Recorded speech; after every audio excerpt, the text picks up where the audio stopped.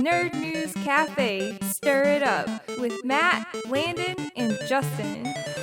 Get ready to stir it up. It is round 23. I hope your Thursday's going well because mine is going excellent because it is not Thursday for me. It is for you in the future.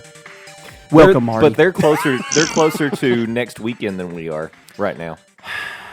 Thanks. Sorry. Hey, I'm closer to the 4th of July than they are now.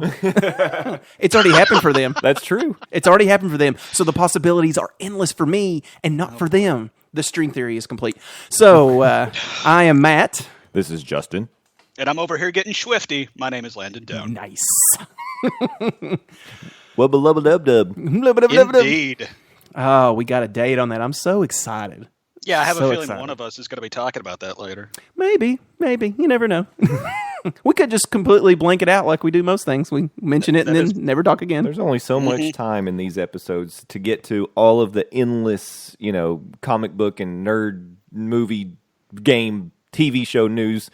We just run out of time. Yeah, and then you wouldn't know it from our runtime, but That's true. We could And go apologies forever. to Matt Damon. I don't know why we're apologizing to Matt Damon. It's a Jimmy Kimmel thing. Never mind. Oh, a Kimmel? Yeah, I don't watch Kimmel. I have cable, and I have yet to watch anything on cable. Kimmel's on cable. Is Kimmel's on cable?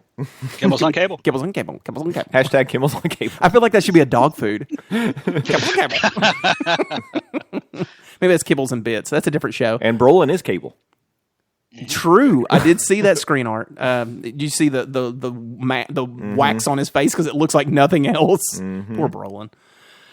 And What do you mean, Thanos. poor Brolin? He's getting paid. Yeah. Oh yeah, I mean, but He gets to be simultaneous Marvel I think. universe people. Well, that's true. Well, we have heard these nightmarish sit-ins for how long it takes to put those costumes together. forever. Yeah, that is Yeah, true. so I mean, that's what I was why, saying. Poor Brolin. I mean, don't get me wrong. That man is doing well. So, Yeah. so let's just get out of this whole thing I'm doing right now. And what do you got in comics? Oh, are you telling me it's time for Comic Book Corner?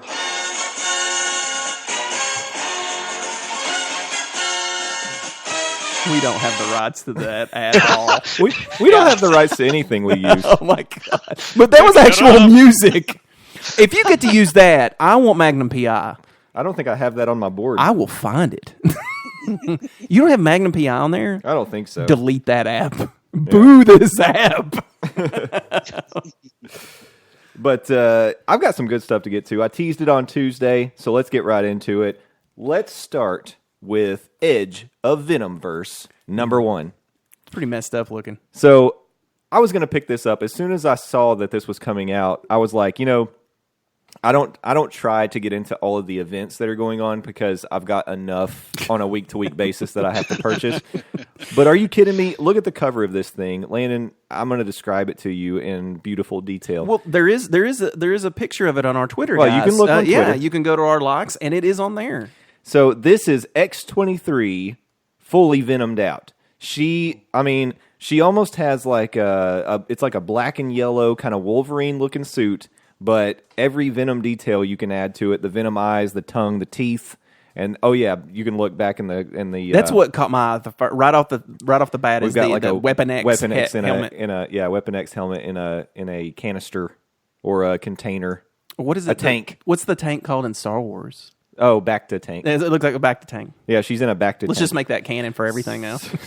It could be. Hey, Marvel, Star Wars. That's true. Under That's the true. same corporate umbrella. Under the same flag. Just a matter of time. So eventually we will have the crossover.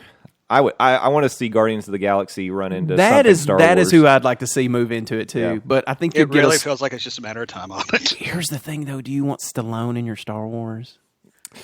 I'll give him a shot.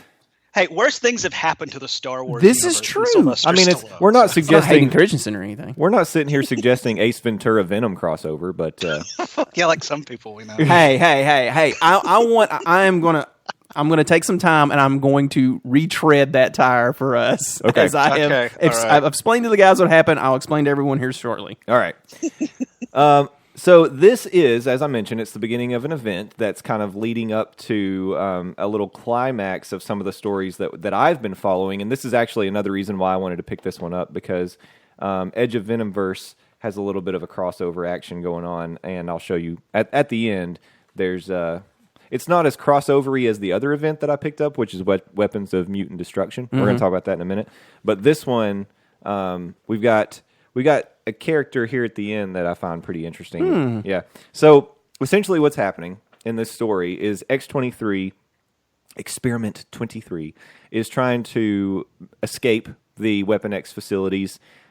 She looks like, if you've seen Logan, she's in like a hospital gown, and this is the kid version of X-23. This isn't the grown up all new Wolverine X-23. And this is like apparently her 5th time trying to escape the place, but they end up somehow getting a hold of her. I don't know if they're tranking her or what's going on, but they get her back in the facility. So it starts out she's saying like this is her 5th escape. As she's escaping, she starts to... Something is calling to her in a do not open live specimen kind of container. And a drink me kind of thing. So she whips out one of her trusty claws and makes a little gash in the glass. And as she does, that's all the symbiote needs to seep out and attach itself to X-23. You want to talk about a crazy killing machine? All you need to do, because you've already got this volatile, angry, emotional girl that has healing factor, strength, super ridiculous abilities, crazy claws coming out of her feet, and it is the one from the Logan movie. That's what it looks like. Okay. That's what it looks like. But the symbiote gets attached to her, and she is just a killing machine. As the story kind of goes on, she runs into kind of a band of misfit kids, and they're hanging out in like this abandoned warehouse kind of place, which is where she's living. And they kind of develop a relationship. Well, the symbiote decides to spread to them too. Nice. Yeah. So nothing like communicable diseases. I know. So I would say, and then the story is really them trying to avoid being captured. So okay. Yeah, as we get towards the end, the Weapon X people kind of track her down, and the symbiote converges back on X-23. And I'm just telling you, what they've done with the look of the symbiote and her in like combat mode, it's crazy scary looking. She's awesome looking, I think. I'm just glad they're using X-23 because the whole thing was it Blue that has brought out Jimmy? No, you're right. It's Blue. Blue. Jimmy's in Blue. Yeah. I'm with Landon. Boo. Yeah. Seriously, yeah. Like, God, just the design on that. I've talked on this before. I don't want to go off on another tangent. I pulled up some of the images for the Edge of Venomverse. Like, I'm looking at I guess number 1, the cover. Yeah. Holy smokes! That's awesome. You have Venom in the middle, and then you have various other big hitters in the Marvel universe, all symbioted. So I'm very intrigued to see where this story is going to go. Yeah, because the next one, so in July, Edge of Venomverse 2 and 3 come out, and I think the next one is Gwenom. So it's the symbiote on Spider-Gwen is what we're getting next. Which is kind of a mix in itself, isn't it? Can I give a comic book hot take? Do it. I don't understand the whole Spider-Gwen and bringing Gwen Stacy back stuff, like, at all. Like, Gwen Stacy is one of those characters that should have stayed dead. But now, for whatever reason, she's crazy popular. Don't get me wrong. I love the design of Spider-Gwen. I do, too. I think her costume's really good. And, Oh, the costume looks cool, but it's like, why? Why are we doing stuff with Stacy Gwen again? And now she's going to be Venegwen or whatever. Gwenom. God, that's even worse. Or Gwen. Do you think it's a response to where the transfer of Thor's power to a female character, and then She-Hulk to Hulk? It's across the board, right? That's what I'm saying. This was their. I think this was their easy button. This was probably the easiest transfer, except for Hulk. They know, and I'm going to say, I think this is partly. Give some credit to Star Wars and the reaction that people had to Rey. Ren. Oh, right. God, you always call her Ren. I don't know why. Because she looks like a bird. Idiot. Idiot. But no, the reaction to Rey and that people love that we're getting this strong female lead in the Star Wars universe, and then all of a sudden you see it everywhere, like that the females are getting pushed to the front, which is great. Right now it's a little much. It's an oversaturation kind of like. But I think it's one of those things that's going You got your ebbs and flows. balance Yeah. out, right? So right now it's like a flood of pushing all these strong females to the lead, and then eventually, some of them are going to shake out, and some of them we'll get it back to a balance point. I think right now though you're going to stay in the surging part of it for the simple reason of Wonder Woman has this huge following for anything else that it's a strong female that has worked out on the Bechdel test Yeah. very well. So I think we're still going to see this surge. I'm not against it. I mean, and you mentioned Star Wars. I mean, Leia wasn't. I mean, she did get kidnapped. Don't get me wrong. By forces overwhelmed her. She's still a leader. I agree, and they've kept her a leader. I want to say that I didn't give enough credit to that in the past. That I said Star Wars really didn't give any kind of value to the female roles up until Rey was introduced. But Leia was she always had a plan. She was a strong female character, but they also put her in a gold bikini in Return of the Jedi. They did. They made her a and slave. tried to sexualize her. They did. And I mean, but they took her back when she put on the commando suit in the Ewoks on the planet, forest of Endor. Yeah, Endor. So I mean, they did kind of okay. We did what we were going to do, and I mean, it was Carrie Fisher. Yeah. She was young. Why not? Why not use that to your own power? Yeah. But still, but I guess that's what I'm her saying character about. was still good. I guess that's what I'm saying She about. choked the dude out with the chain, man. I mean, she choked Jabba. And Yeah. But I think that's probably where the Spider Gwen comes from. That's my Okay, answer. well, you know what? I agree with everything y'all said. We need more strong female characters. But if you want to get a strong female character from the Spider-Man universe, there was the Marvel 2 or M2 comic line or whatever they had, where it was like Heroes in the Future. They already had a Spider-Girl. It was May Parker. It was Mayday Parker. It was the daughter of Peter and Mary Jane. And guess what? She got some of Dad's more fun genes. So she was Spider-Man. So we've already had all these stupid, convoluted reasons to pull Miles Morales into the main universe. Why don't we do the same with May Parker? Was May popular? I liked Mayday. But isn't that I really liked Mayday. But isn't that a generational push? Like, you have to go that much forward into the future because everybody knows who Peter Parker is and they know where he falls. So to have that, you've got to go one generation forward, which means you lose all these characters that are in the generation with Peter Parker. Okay, well, on the flip side, how could you make that work? Isn't going back and getting Gwen Stacy kind of like just assuming that this current generation knows and remembers who Gwen Stacy is? I feel like it was just the easy button for them, and maybe it was just a character they've never explored other than being her damsel in distress kind of role. Okay, fair enough. That is a good point. I'm trying to do the logic in my head. I understand what you're saying. You really like May Parker because it explored, it one-upped Peter, and gave the whole Mary Jane appeal, the smart, And you didn't have to rewrite the books to bring her back. Exactly. Yeah, you didn't have to Marty McFly it to get it to work. But I don't know. Maybe they were just like, this character is the damsel in distress from day one. Let's fix that. So that's my thinking. I don't know if that was the boardroom meeting talk, but that's how I would see it.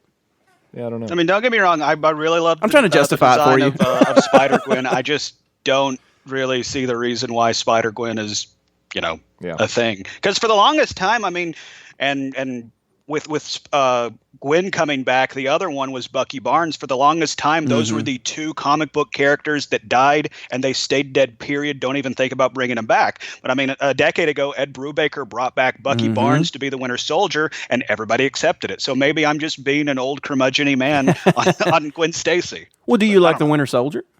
I love the Winter Soldier. Well, I mean, it's the same thing. Everybody's got to have their own. I mean, don't get me wrong. The costume looks good. It's probably why it's popular. And I've never read any of the stories other than, what the synopsis is on the first one. I'm guessing they're doing a good job with the writing for it to be so popular. Because I read the first handful of issues of Spider-Gwen. It wasn't my hashtag jams, as we like to say on this show. I get it, man. I get it. But I'm the same way on a lot of stuff. So, yeah, cool. All right, let me move on because I know we're gonna go a little longer than I intended Always, to every day. in comic book corner. No, it's fine. I just don't want to take up too much time just with my segment. So I do want to talk really quickly about WMD #1, Weapons of Mutant Destruction. This is an event that I am sucked into completely because Got a cool cover. First of all, the cover is a Hulk Wolverine hybrid in a Bacta tank. And what could possibly go wrong? And as you read these books, you learn that a lot of things can go wrong with this idea. But so what has led up to this is actually the Weapon X story. So the Weapon X storyline that I was already reading, has kind of it's very crossed over with this story because Wolverine has gathered his little band of miscreants. He's got Sabretooth, Lady Deathstrike, Warpath, and Domino. Mm-hmm. They're his team. And they're trying to track down whoever it is that's creating these adamantium cyborgs to kill mutants. Mm-hmm. And it's kind of like in the Gold story where we've got the Sentinels that are kind of mutants themselves and they're growing and adapting. Mm-hmm. And that's a scary proposition. Well, that's what's happening with these adamantium hunters, and they're definitely a strong match for the mutants that are kind of under attack. So, as it starts out, we see some of the things that are going on in the facility. They're basically what they've done is all these generations of the cyborgs they've sent out so far they're kind of testing them out, seeing what works, learning how the Weapon X individuals are fighting them. And now their ultimate idea is to pull in the Hulk genetics and apply that to their Weapon X experiments. So in the beginning of this, there's a little bit of a crossover with X-Men Gold. We get to see Kitty Pryde. She's talking to Logan and trying to figure out what's going on because he's split off from the group now because he's on the Weapon X trail. And so, he's getting some help from her because he's basically like, look, if this comes to fruition, this plan that they have, every mutant in the world is in trouble. We're all going to die. So I need you, plug in Cerebro, and keep track of everybody. And she's like, okay, that's just a tiny ask. That's kind of a day job, okay? Yeah. So that's what she's supposed to be doing. And then he's out trying to stop what's going on. And he's found there's... Basically, what they're doing is they're recruiting people. It's almost like they've created this religion where they're anti-mutant. Oh, wow. And they're recruiting people through that program, and then they take them and basically clone them. They kill the original person, clone them, and make these mutant-killing cyborgs. So yeah, it's pretty crazy. So the first one, WMD number 1, is a standalone event. Number 2 is already out, so because I'm a little behind on this one, and it's Weapons of Mutant Destruction Part 2, and it's actually the Totally Awesome Hulk number 20. And Amadeus is a big character in this one because he and Lady Deathstrike are actually kind of teamed up to go find. They're trying to trace back to the source of how are they getting these people? How are they recruiting them? Who is ultimately kind of running the show for this new Weapon X kind of program or whatever they're calling it. And so they're on their little investigation together. So Amadeus Cho, that's his name, right? Yes, that is correct. Amadeus Cho. Yeah, he and Lady Deathstrike are trying to work together. And then so the others have split off. So Wolverine, Warpath, Domino, and Sabretooth have split off. And they're basically trying to... essentially hunt down the cyborgs they can find and take them out. So, yeah. So it's really interesting. I love how connected it is to the stories that I'm already reading. Everything you've already got. Yeah, that's pretty cool. So I always love backstories off of stories. It's kind of like... Yeah. You always hear about Gotham. What's happening? What is it? Sun City or whatever it is. That's always fun. You get those side or maybe somebody that was in the crowd of some event that you already read about. So I always like that anyway. That's a personal win for me. Oh yeah. So again, another comic hitting the shelves that's going to steal my money because I was not currently buying the Amadeus Cho Hulk. When do you hit divorce level on your pulls? I think we're getting close. I was going to say, ask him in about 4 episodes. Yeah, we're getting close. I'm about to be put on a very strict budget. He's about to be put on a comic diet, as it were. You're going to have to start mowing yards to pay for all your books. Hey, I can do it with my new electric lawnmower. This lawnmower he bought, I swear to you, looks like it needs a seat and a shuttle time. It is quite a piece of technology. He's come over to the green time, though. Would Hank Hill approve? I think so. It's not propane. No, he wouldn't because No, he's green. too old school. He's battery operated now. But this thing has power, so Tim Allen would approve. Tim the Toolman Taylor, because this is totally separate. Consumer Reports was where I got my information, and they were saying this brand that I got, it's an Ego cordless 56 volt 21 inch lawnmower, and they're saying that this year 2017 is the first year that these battery operated mowers are actually testing on the same range with the same kind of performance as gas operated mowers. Nice. Yeah. Wow. When I got mine 3 years ago, it's a corded, and it was at that time. If you bought a battery one, buyer beware kind of thing, because you might be buying a new battery soon, or you needed a backup battery if your lawn exceeded a certain time in mowing. So I went with the. They've corded. come a long way. But my corded, man, it's held up. Yeah. I look like I'm vacuuming the lawn. I wanted to talk. They're super quiet too. It sounds like you're just like pushing a box fan around your yard. Is what it sounds. It's not like. loud. It's pretty cool. Anyway, really quickly, another comic book thing. Landon, you mentioned Spider-Gwen wasn't your hashtag jams, and you also had told me previously that the Thanos story wasn't your hashtag jams. I'm going to tell you what's going on in that book right now because I just got Thanos number 8. It is really hitting a climax, and I told you about kind of this unholy alliance where that now he's running with Nebula, that Tyrek, Blue Blanca, yeah, and then it is Star Fox. You guys made fun of me for saying Star Fox, but that's the name of it. That's his name. Yeah, it's his brother. Oh my! I just Nintendo's found gonna out. sue somebody's Did they ass. talk about what his power is? He can manipulate people to do what he wants. Like he can say, "I need you." It's almost like a Jedi mind trick. What I heard his original power is he could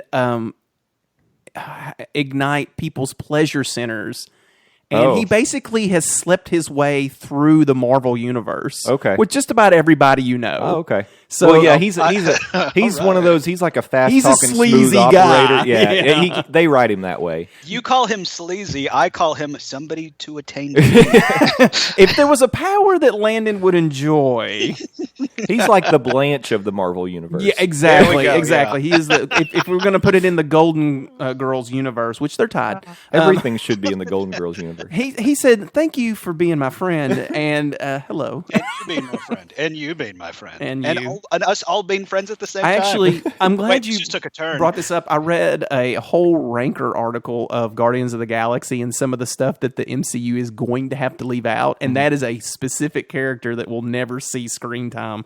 Number one, his name is the same as The a video game. Nintendo game, and then number two is his power is not something you want to see in Guardians. Yeah, and I guess Yep. it's because it's almost like the vampire thing. Like it's he's got this charismatic, and people are attracted to him. Yeah. So he can manipulate people, and that's what I see. Is it Thrall? Is that what the power is?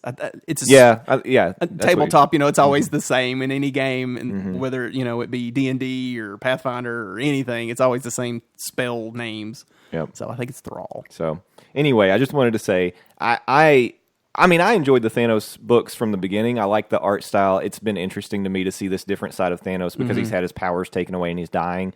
So what's happening now? It's pretty crazy. I'm excited. So I'm excited for the next one. I thought it was cool. Anyway, that'll do it for today. I did pick up a new Wildstorm. It was good too. Give DC a little bit of love because this was very Marvel heavy today. And then coming soon, the new Redneck is going to be out. Another Royal City. So What you said, Redneck was really good, and then Royal City seems crazier. yeah, So both of those are good stuff, and they're Good more independence. independent. Yeah. So if you had to choose or maybe even recommend one of the titles that you spoke of this week, what would it be?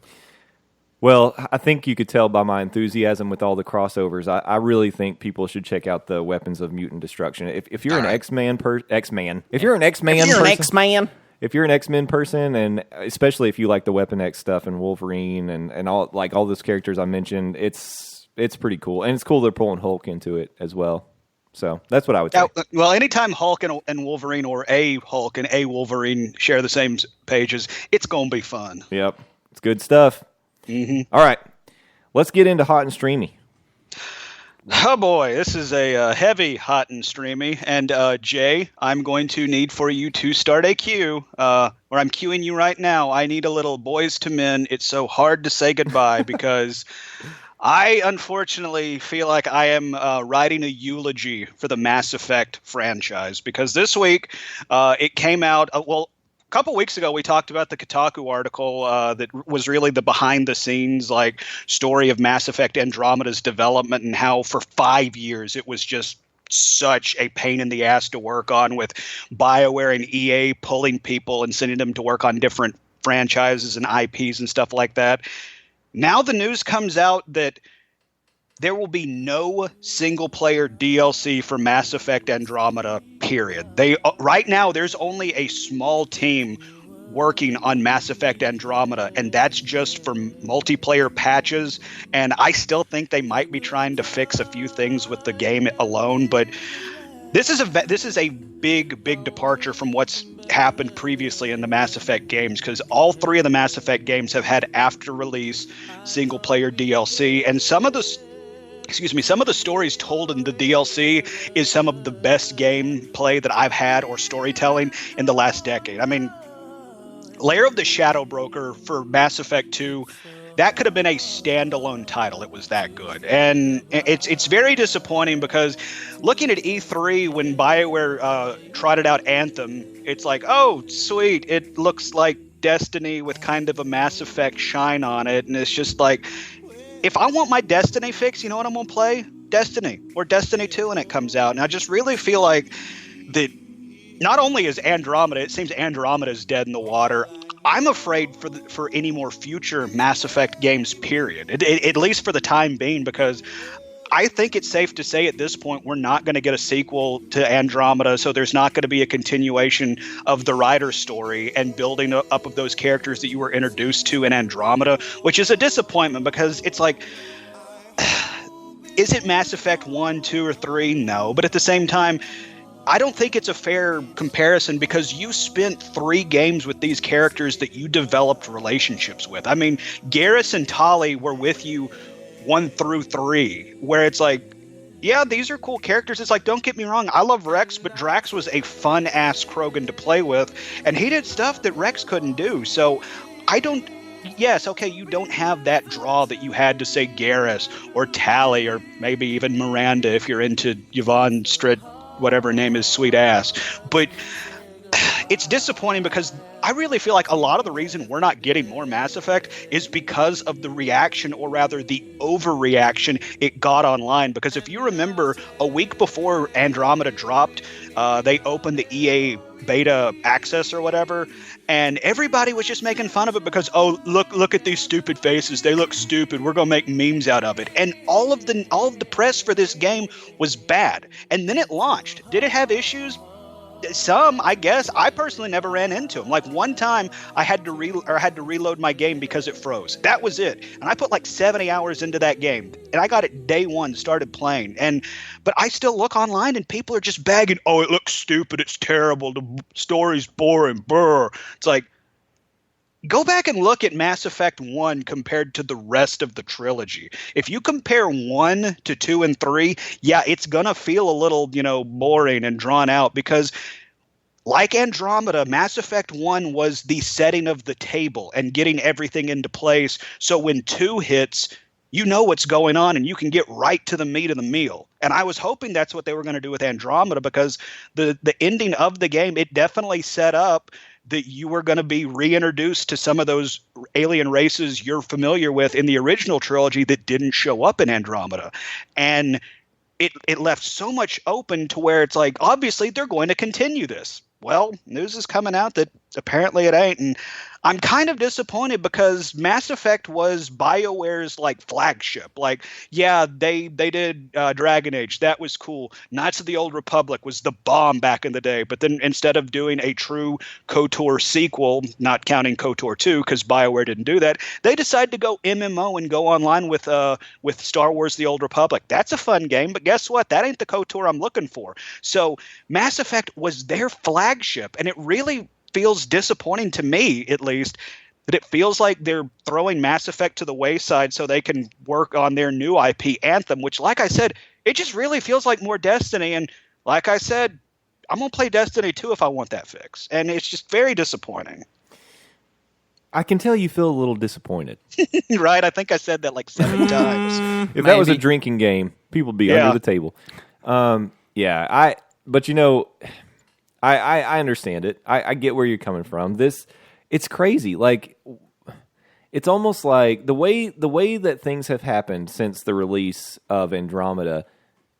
You have to imagine that they knew what they were doing. Like, there were already plans. We're going to release this game, and we're not going to tell anybody before the release. So it's almost like a little bait and switch. We're not going to tell people before the release that we're not planning on doing, single player DLC, and we're going to pull everybody from the production and all that kind of stuff. We're going to, because they know that we typically have done this, so we're going to put this out there, let people get their games, and then when we need to move our resources around to where we want them, then we'll let the news come out. But people have already bought the game, so screw you. Well, and speaking on that, when this news came out, I originally thought, what about season passes? Yeah, I don't remember off the top of my head if there was an Andromeda season pass for DLC, but it's like, if you bought in good faith the season pass because you wanted to get a little bit of a discount on the DLC, I mean, what happens to that now? Because like I said in this article, it only says a small team remains working on Mass Effect Andromeda, and that's to patch multiplayer and I guess fix any big things that come up in the game. And it's like I said, I played this game from day one. Was it a perfect game? No. This was a game that was probably about like 85% done and could have, I guess, stayed in the oven a little bit more to get that feel and shine on it. And I made reference to the Kotaku article of the behind the scenes of the making. I think a lot of the people on the game that were working on the game knew this was the case, that it needed a little bit more polish, but EA wanted to make them hit that deadline. Yeah. So it's just very disappointing. And it's like, back in the day, it's like, oh, sweet, EA is going to champion BioWare. They're going to distribute all their stuff. That way BioWare games can get out to everybody. Now it's kind of like, oh, okay, thanks for all the money, EA. And I mean, even speaking on EA, you remember there were those rumors before Andromeda got released that EA had started already pulling staff and funding from Andromeda to go work on Battlefront 2. And Battlefront 2 looks amazing. Right. So maybe there is some validity to those rumors. But at the same time, it's just like almost from the word go, it's been nothing but negativity about Andromeda. And it's like it bothers me. Yeah, I get it. It's really kind of a slap in the face to Andromeda fans or Mass Effect fans. And like I said, going forward, I don't know when to expect or even hope for a new Mass Effect game. Like, I'll honestly be surprised if we see another Mass Effect game on this current cycle of consoles. It's really strange because you've got something that is wildly popular. It's something that it's a franchise you can continue and make money on, and it's almost like they were like, yeah, we're gonna change direction. We're gonna pivot. Yeah. Mm-hmm. And that's the thing. You said they knew Mass Effect was bankable. So now you're going to throw the sure thing out the water and go or throw a sure thing out with the bathwater and then go work on this new IP, which once again looks like Destiny. Yep. And like just the gameplay we saw at E3, it plays like Destiny. So you know what I'm going to do if I want that fix? Go play damn Destiny. Just like on Arkham Asylum. I don't want to drive. I don't want to play a driving game. If I want to do that, I'm going to go play Mario Kart. Speaking of the original Destiny, I don't want to do the stupid platforming in all the raids. If I wanted to play a platforming game, I'd go play Mario or Ratchet and Clank. These Nice. like there's a reason I say when I say those, I want to play the blank experience. It's because they nailed the blank experience. Right. There's a lot of ways you could take the blank experience, but it's just very aggravating because it's like, this is what Mass Effect, or this is what BioWare does well. And it's like, yeah, okay, I'm sure there are some people screaming at their radio or however they're listening. Thank you for listening, by the way. Oh, what about the ending for Mass Effect 3? It's like, yeah, okay. Was it a perfect ending? No, but guess what? I liked it. So, and I honestly feel like there's a little bit of pissed off-ish attitude coming from that. And it carried over to Andromeda. Like, I think a lot of people that were Mass Effect fans that were so burned by the end of 3, they weren't going to like anything Mass Effect. And they let their voice be known online. Just pisses me off. Did you want a premium roast? I mean, I felt like maybe, that should have. That was a little both. A little column A, a little column B. I don't have to do anything this week. I'm going EA. I'm throwing the sure thing out the window, and I'm going to try a new IP. Yeah, and then the whole the mass hiring for Dragon Age. I mean, Well, and don't get like Dragon Age. I'm very excited to hear that Dragon Age is continuing because there for a while we'd only heard rumors that they were working on a Dragon Age game. So it's like if this is the BioWare RPG that I'm going to have to play because Mass Effect is gone, I guess I'm okay with it because I liked the Dragon Age games. I liked Inquisition, but at the same time, it's like I'd rather be running around in space with a Krogan and a Solarian or something. I feel like the Dragon Ages are very... I mean, they're open world and everything, I guess, now, but they're still linear in story. And it seems like Mass Effect was, more choose your own adventure, make mistakes, and see what happens kind of thing. From what you're telling me, I like I said, I have very little experience with either. Well, Mass Effect was one of those games where it's like, yeah, you could go play the story mission and like blow through the main quest in 5-6 hours, but you would get probably the worst ending possible and you wouldn't be able to see all the cool stuff. The appeal of Mass Effect is like, all right, I'm going to go check out this planet because I got a marker that says Solus needs something for his loyalty quest. So I'm going to go down there. I'm going to take Solus and we'll take Tally and we'll go down here and wipe this out. And it tells you something cool about Solus. And you learn more about that character. And then the more the story goes on, what you know about that character is entered into all your dialogue. And it's like, if you do so much, guess what? Spoiler alert, in Mass Effect 2, when they send you on, quote, the suicide mission, if you do enough, everybody comes back because Shepard helped out his crew, made them the best they possibly could be, and everybody survives on a suicide mission. So, and it's like, that's the stuff that I'm going to miss if Mass Effect is truly dead, is getting to know these characters, looking the impossible odds in the eye and saying, F you, I am saving the galaxy. I hope for your sake and for mine, because I like my Mass Effect 2, that this isn't the death knell that it feels like it is, but its outlook right now is not good. And no.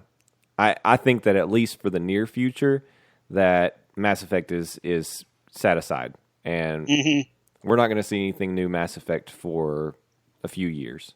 Well, and I mean, I keep referencing that Kotaku article that was the behind the scenes about the 5-year troubled development, and they even said some people are saying Mass Effect is being put on ice. Well, yep. I mean, here we are a few weeks later, and it kind of feels like those rumors have been confirmed, which is really unfortunate. You were saying you wanted me to drop in It's So Hard to Say Goodbye to Yesterday, and my plan was to drop in just the Undertaker's theme song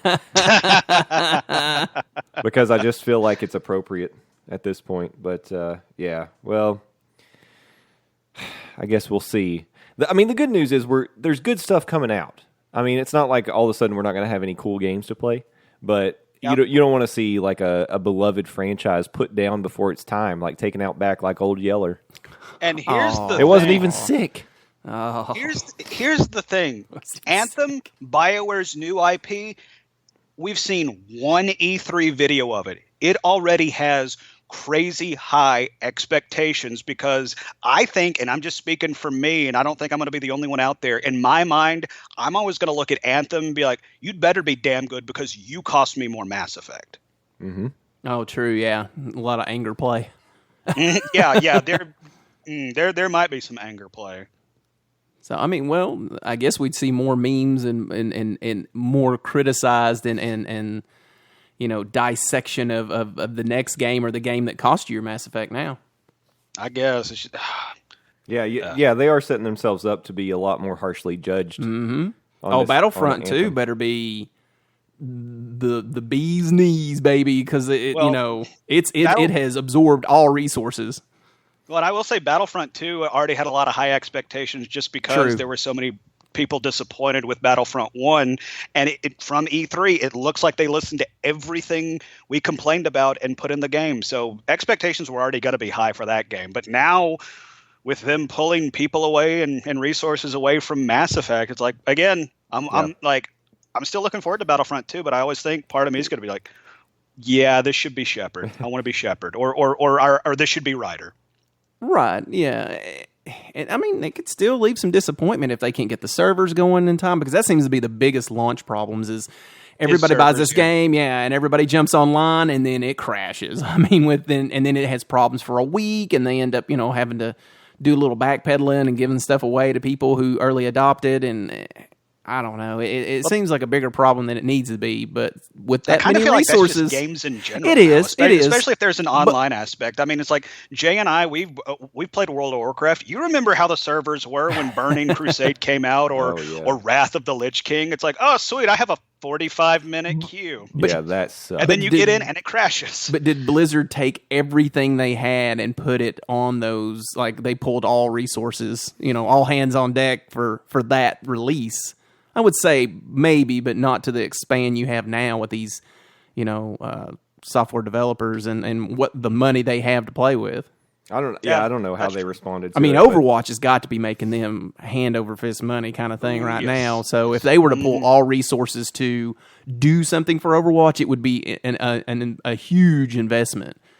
And with Battlefront, I think if you've done that, you better have done your homework and you better do what you're supposed to, because if it's subpar release, don't get me wrong, it's a great game, but if you subpar release and then Dragon Age is garbage thereafter, EA is going to be on the ropes. You better be hanging on to Battlefield 1 for all it's worth.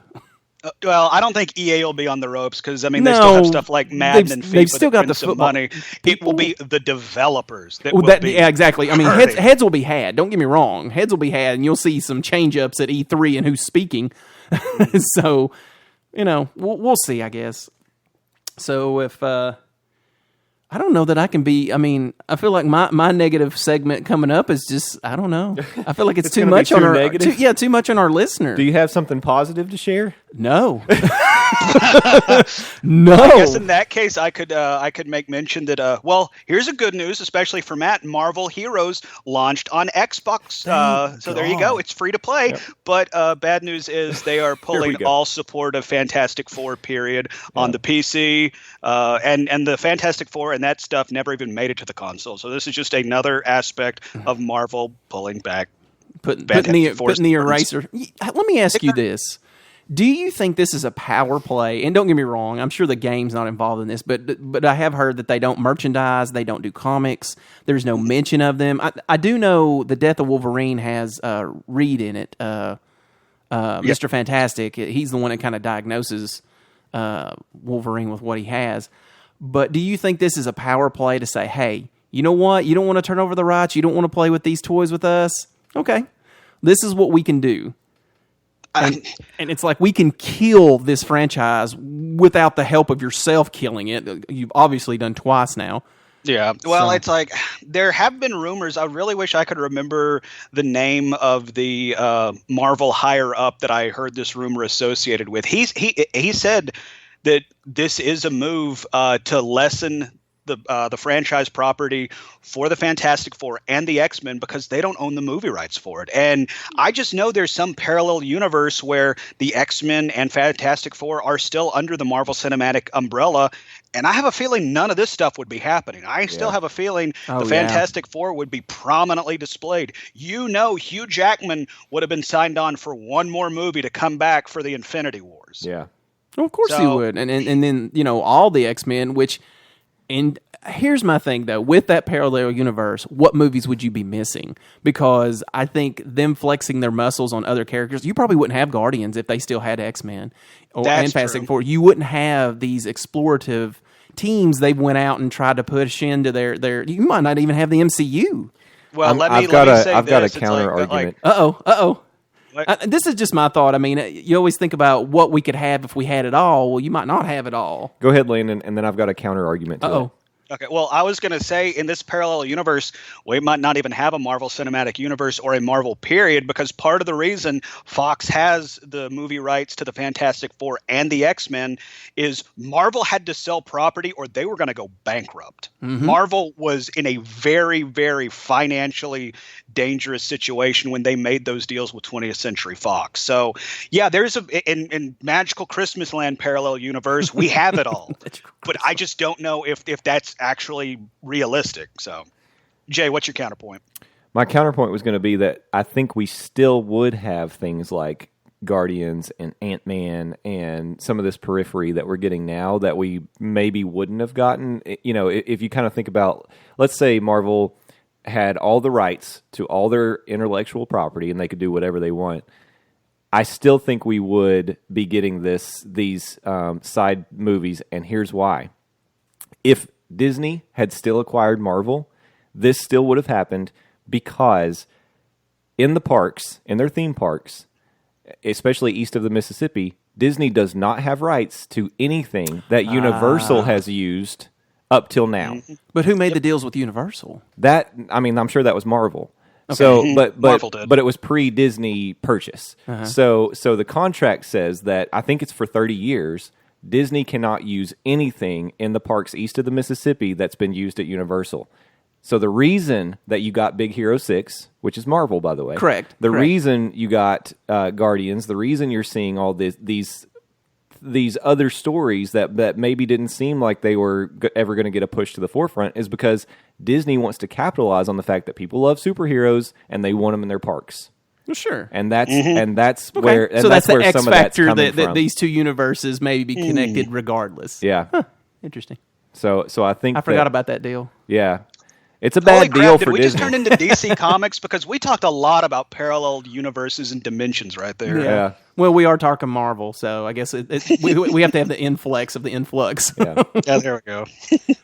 So I still think we'd have some of these cool other movies, but it would be different. It would be a different kind of Yeah, it would be a different world. Because X-Men are not, as far as I know, and I haven't been to Universal in years, but I don't think you have X-Men in the parks in Universal. The only X-Men presence in Islands of Adventure is next to the Hulk roller coaster.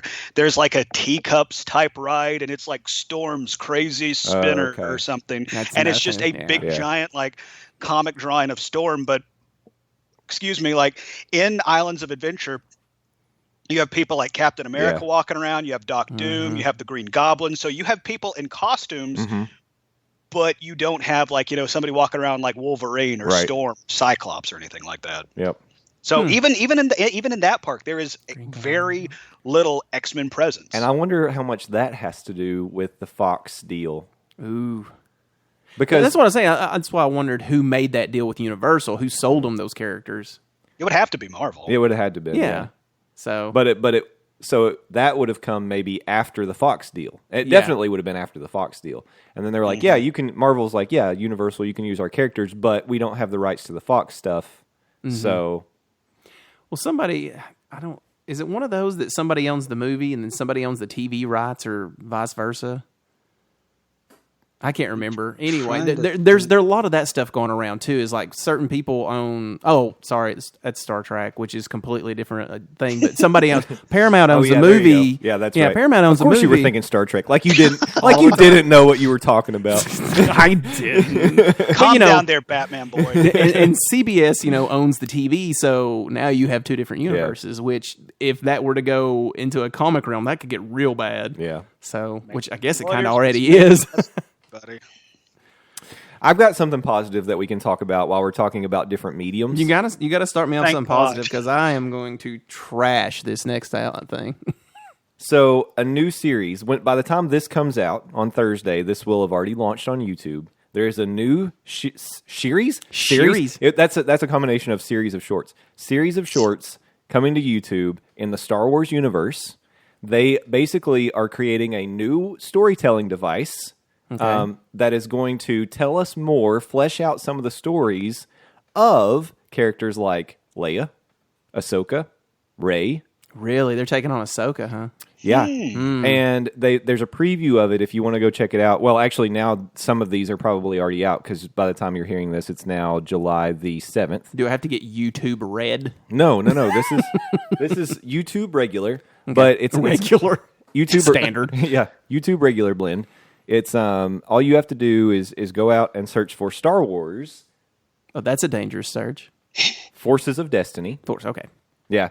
If you search for that, you're going to get access to these. And I don't know how long the series is going to be. I don't know how many of them that they're going to make. What's the runtime on them? Oh, they're shorts. What's the definition of a short? Well, I don't really know. I'm thinking less than 15 minutes.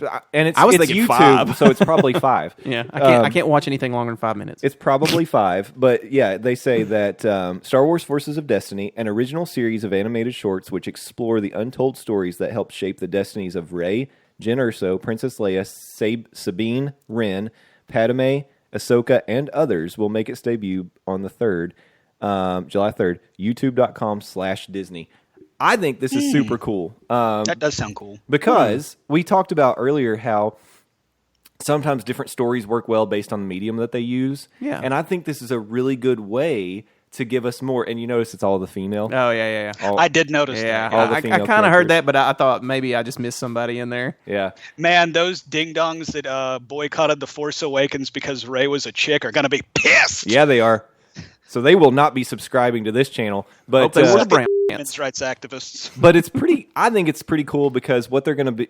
It's genius actually because what Disney's going to be doing with this is they're going to flesh out some of these stories that we feel like maybe we didn't get enough of. And we were talking earlier about what they did with Leia. Yeah. They can show us more of what Leia did. Well, the thing is, they don't have to stick it in their cinematics. It's like, we don't really want to explore this, so, boot out a short, which they own, ridiculous animation resources. Oh, yeah. So they can, they've been doing this a long time, so they can just stick, okay, let's stick this little canon story out here for those guys to have, Yeah, and if you look at it, the animation style is different from. It's not like it's going to look like Rebels. I was about to say, it doesn't look I like was that wondering. at all. It looks more like hand drawn. Does it look like the DuckTales art? Actually, not far off. Okay. It's not exactly. I wondered the same, that, but I was not trying to far think of off. their new art styles, and I Yeah. know DuckTales was the one you guys were talking about. So I wondered if maybe they went that direction because I noticed a lot of their Mickey Mouse and Minnie Mouse, like the short cartoons you were talking about in that segment. That was the same type of animation. It's like, well, maybe they'll go that direction. Yeah. So I want to recommend anybody go out, check this out. Obviously, it's not going to be a huge investment of time. It's free. You can go get you a little taste of Star Wars. It's going to help bridge the gap, until we get to Well, it's episode all 8. canon, right? So Yeah, this that's is the canon. best part. Yeah, and it's nice that they're gonna from what I saw in the preview, it's Padme from episode 2, that time frame. It's they even showed Leia on the forest moon of Endor. There's gonna be something going on there. That's cool. Yeah, so That's cool stuff. taking pieces from environments and stories that we're all really familiar with, and just kind of giving us more The missing So, pieces, yeah. as it were. That sounds awesome. Even if you didn't know you didn't have them. Yeah, so there And you like go. you said, it's all free on the internet. You got to love that price point. Hey, yeah. free tastes good all the It's time. free as for me. You know what isn't free on the internet, but is still awesome? What's that? Netflix. There you go. It is. And it being the first of the month, you guys talked last week on what left us for the month of July. We got some new stuff coming this month on Netflix. And I got to say, some good stuff. Out right now, Best in Show, an underrated comedy. I love that. That's a movie. good That was a movie. good movie. So good. Disney is bringing it. If you're a hockey fan, 1992's The Mighty Ducks will be Oh, streaming wow. available. Quack, quack, quack. Yes, exactly. Quack.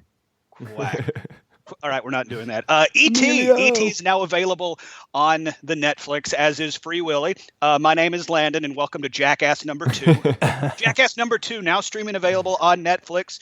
Land Before Time 1, 2, and 3 is now available because Nice. I didn't know there was a Land Before Time 2 or 3. Oh, God. yeah. There's more than that. I want to say they go up Oh, into. is it really? Yeah. I think they double digit at some point. Holy Jesus. Wow, that seems unnecessary. Speaking of unnecessarily long, Titanic is now available. Oh, on is it the Netflix. director's cut? Exactly. Yeah, it's the 7-hour cut. It's just half of it's like James Cameron just in a submarine going, ooh, oh. Yeah. No, the fireworks are over. That was Tuesday. Oh, that's true. That's The true. Well, fireworks are never over in my never. mind. No. They'll go on. I don't know about anyone else's municipalities, but here we don't stop blowing stuff up for at least a week or two. That's true. You try around Christmas. I think that was the last firework I heard in my neighborhood. Going back 2 weeks, everybody can now scream Spawn for another reason. Spawn is now on Netflix. The 1997 classic movie starring John Leguizamo. Classic. Yeah.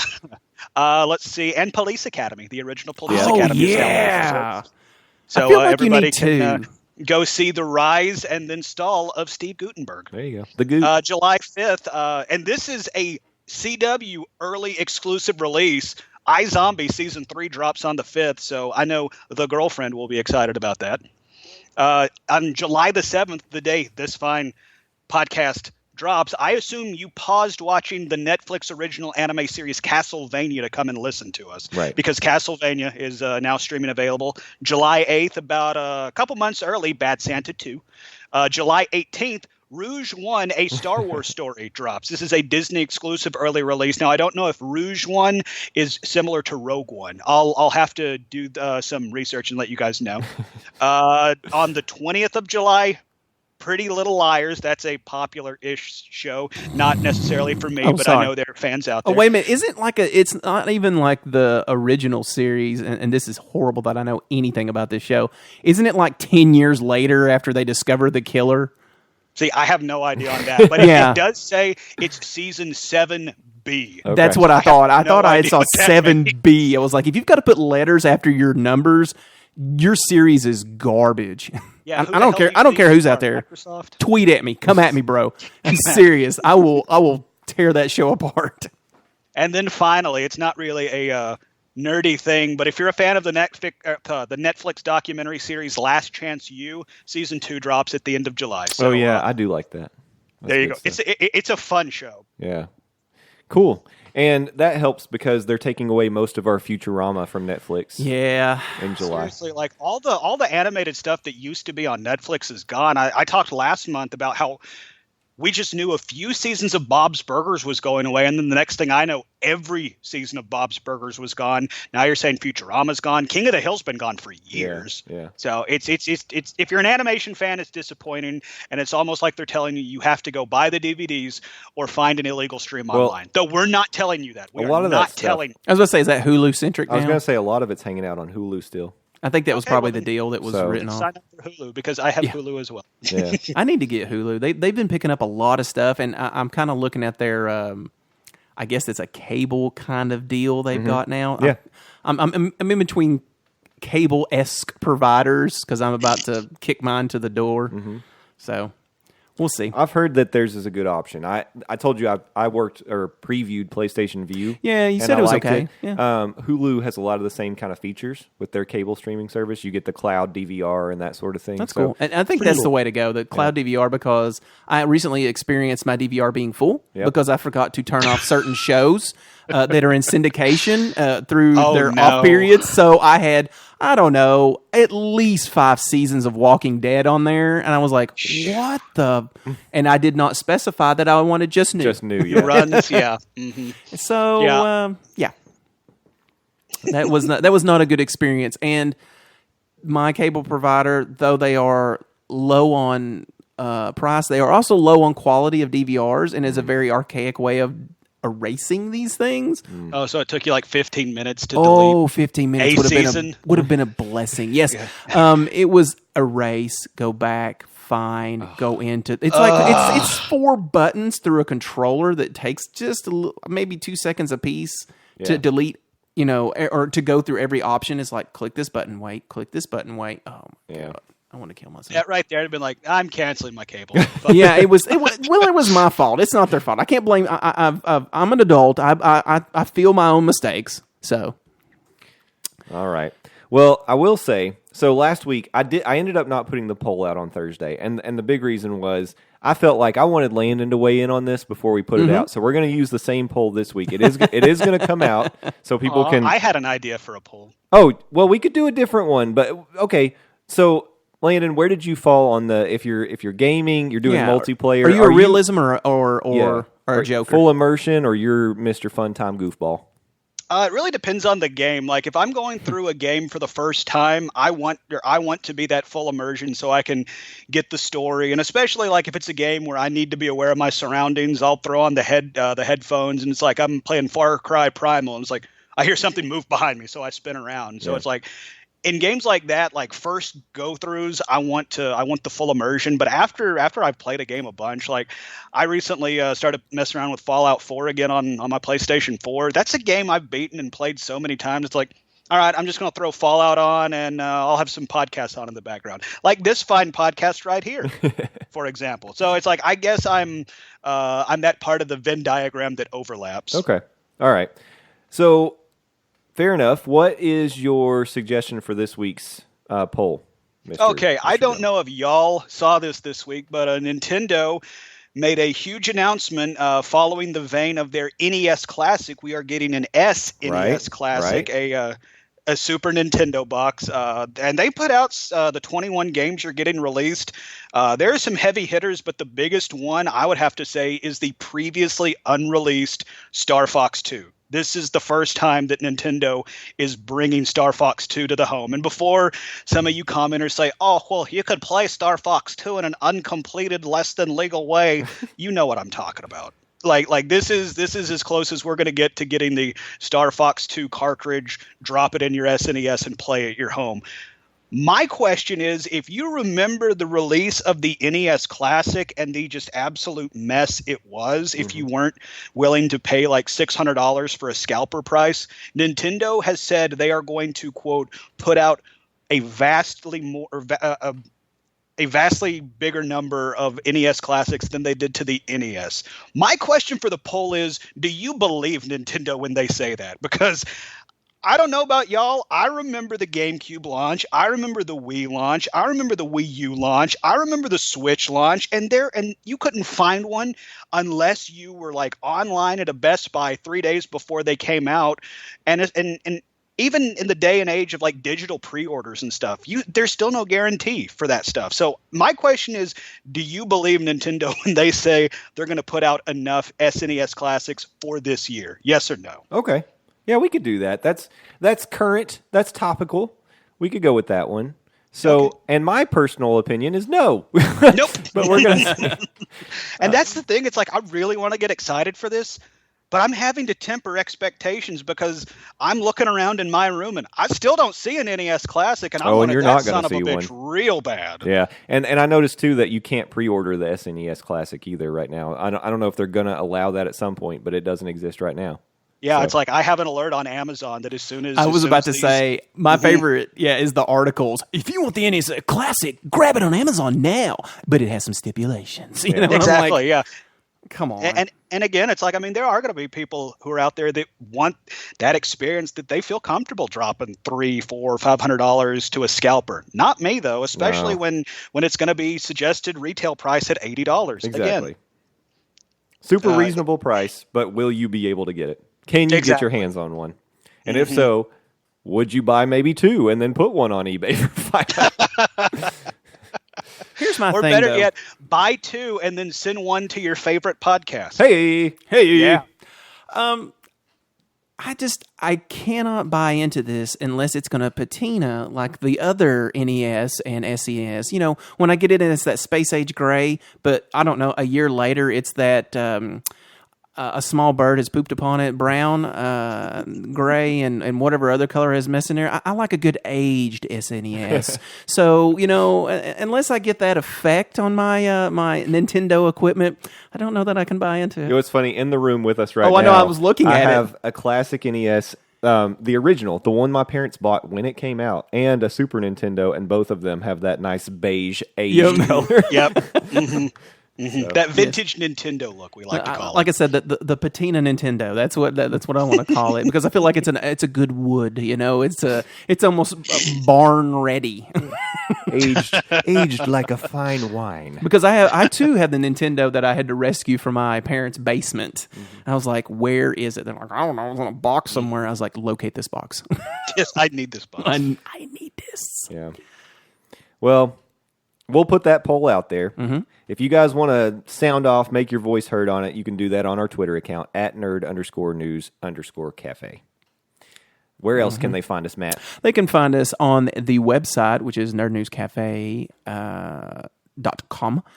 You can locate us on our fan page, Nerd News Cafe. Make sure you put it all in there, because some other things will come up if you don't. That's right. That is true. And we are on YouTube. Yep. If you would like to locate us there. So if you like to watch your audio, currently until we're still sourcing video. Still working on video editing software. We had a couple recommendations. If you guys have recommendations, please let us know. Ooh, I actually have a recommendation. Your don't count. And drop several $1,000s, buy a Mac, and then Final Cut Pro. There you go, done and done. I specifically said not Final Cut Well, you know I don't listen to this podcast. I thought you were part of the rebellion. Throw on your Fallout 4 and listen to last right. week's podcast. You'll hear me say that. Oh yeah, that's what I need to do. So yeah, if you want to email us, nerdnewscafe@gmail.com. If you have complaints, @Landoz. Get on, ding dongs. Yeah, I don't have internet up at my new house, so I got nothing. Oh, but time. goody gumdrops. He has plenty of response time for you guys. He will not be distracted as of yet. I got that data. Bring it on. He got that data. I think that about covers all the places that you can corner us and ask us horrible things. For now. Ooh, for now. That's a teaser. I like that. So for Matt Weaver and Justin Krutzinger, I am Landon Doan. Thanking you for joining us on another edition of Nerd News Cafe Stir It Up. You've been great. We've been Nerd News. Good night.